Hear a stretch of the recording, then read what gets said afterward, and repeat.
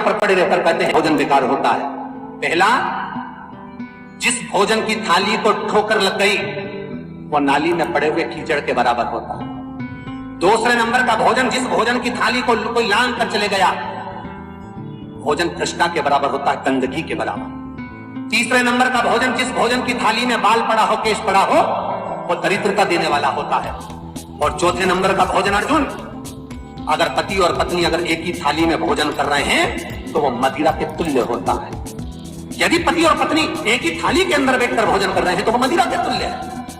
भीष्म गीता कहती है अर्जुन, पति के जीवने के बाद अगर पत्नी उसी थाली में भोजन करती है तो चारों धाम के प्रसाद से बड़ा महाप्रसाद बन जाता है। और यदि पति और पत्नी का नियम है कि हम दोनों तो साथ ही भोजन करते हैं तो हाथ जोड़कर निवेदन है, साथ भोजन करो, मना नहीं है, दो थाली अलग अलग लगाओ।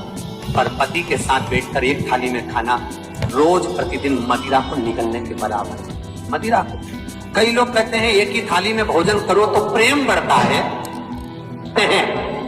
एक ही थाली में अगर पति और पत्नी भोजन करते हैं तो उस घर की दशा देखिएगा। उस घर के बच्चे कभी भी विद्या में उत्तम नहीं निकल सकते। उस घर के बच्चे कभी भी सत्मार्गी नहीं निकल सकते, मार्ग से विचलित ही निकले, क्योंकि मदिरा के नशे में पैदा हुए।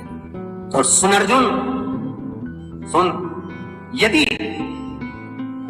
बेटी कुंवारी है और बाप के साथ में बैठकर भोजन करती है तो उस बाप की कभी अकाल मौत नहीं होती, क्योंकि बेटी बाप के काल का हरण कर लेती है।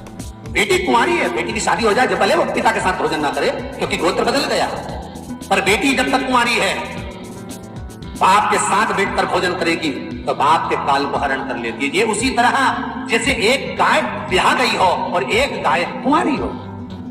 महाराज, ब्याही हुई गाय का गोबर से लीपने से ज्यादा फलदायी होता है कुंवारी गाय का गोबर से लीपना, ज्यादा फलदायी। बछिया के गोबर से कुंवारी गाय को जो ब्याही ना, इतना कितना शास्त्र प्रमाण देता है महाराज। कई लोग दुखी भी हो रहे होंगे आज हमारी कथा सुनकर कि भगवान गुरु जी आपने कह दिया कि ये थाली में भोजन मत करो, हम तो इतने साल से करते हुए आ रहे हैं और अलग अलग करेंगे और ऐसा और वैसा।